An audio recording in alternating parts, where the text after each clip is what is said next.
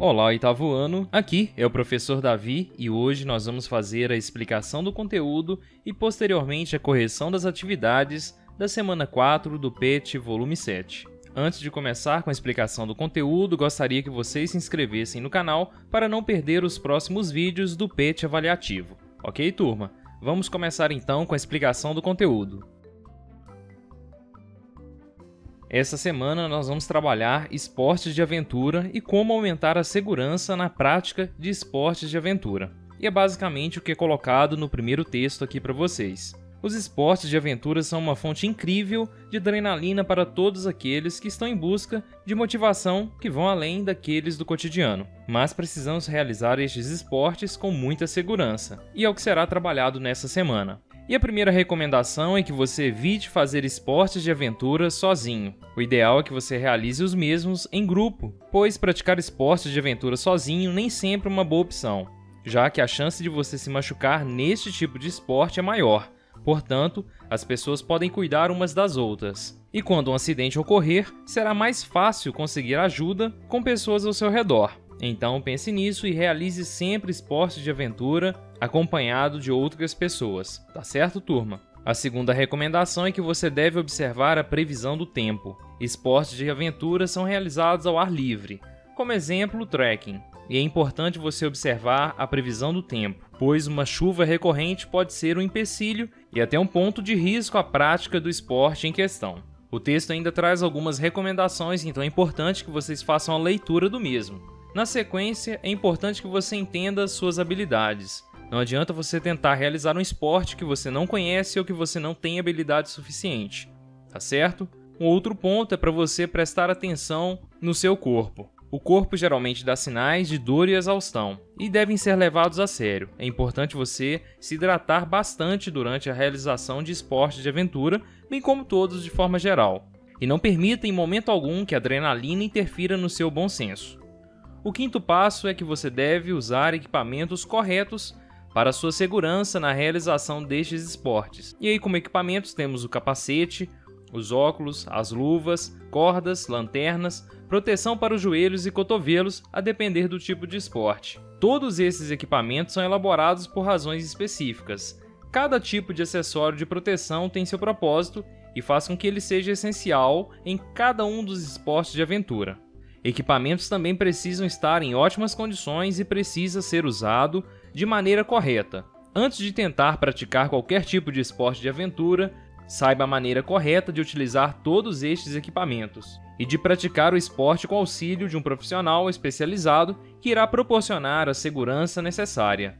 E é isso aí, turma. Após essa breve explicação, nós vamos às atividades da semana. Atividades. Após a leitura do texto, responda as questões abaixo. Atividade 1. Por que não é recomendado praticar esportes de aventura sozinho?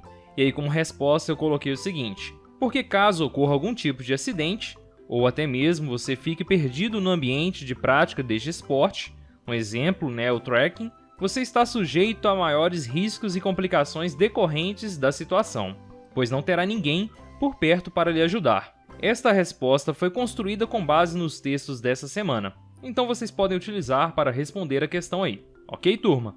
Vamos agora à atividade número 2. Atividade 2. Como a previsão do tempo pode interferir a ponto de tornar uma prática de aventura arriscada? E aí eu coloquei como resposta que o tempo, a situação climática, interfere diretamente na prática de esportes de aventura. Condições climáticas mais frias podem aumentar as chances de lesões musculares, decorrente do enrijecimento do tecido muscular, além da hipotermia, que é a baixa da temperatura corporal. Condições climáticas mais quentes podem levar a quadros de desidratação e hipertermia, que é o aumento da temperatura corporal. Então essas condições tornam a prática de esportes de aventura uma prática mais arriscada. Tá certo, turma? Vocês podem utilizar esta construção de resposta para resolver o que se pede na questão. Vamos agora à atividade número 3. Atividade 3. Cite um esporte de aventura que necessita dos seguintes equipamentos de segurança e explique o porquê este equipamento se faz necessário. E aí eu escolhi a escalada ou rapel tá? Que tem uma semelhança muito grande, vocês podem utilizar tanto um quanto o outro como exemplo. E aí, na escalada e no rapel, o capacete, né, tem como função proteger a cabeça contra impactos ocasionais e mais sérios. As luvas protegem as mãos contra escoriações, na utilização, por exemplo, da corda, né, tanto para descer quanto para subir. A corda, que é um tipo de proteção, é um material utilizado na escalada e no rapel, e também serve como um tipo de proteção contra situações adversas durante a escalada. O óculos protege os olhos contra detritos diversos, vento e luz intensa, no caso da luz solar. Tá certo, turma? Essa construção de resposta bem simples, bem efetiva, que vai ajudar vocês a responder a atividade 3, ok? Vamos à atividade 4. Atividade 4. Você já praticou algum esporte de aventura? Se sim, cite qual ou quais.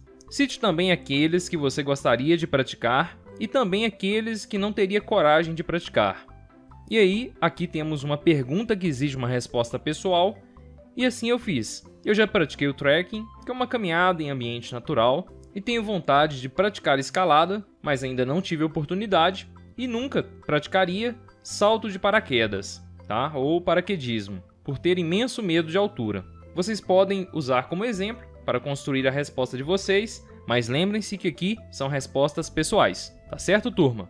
E finalizando a semana, temos aqui informações sobre os EPIs, Equipamentos de Proteção Individual. Vale a pena pesquisar mais para saber informações adicionais sobre este conteúdo, pois a maioria dos equipamentos de segurança usados nos esportes de aventura são também utilizados na construção civil. Ok, turma? E com isso nós concluímos então a semana 4 do PET Volume 7. Qualquer dúvida que você tiver, pode deixar no campo de comentários, eu vou procurar responder todo mundo. Se inscrevam no canal para dar aquela força pra gente e um grande abraço, turma!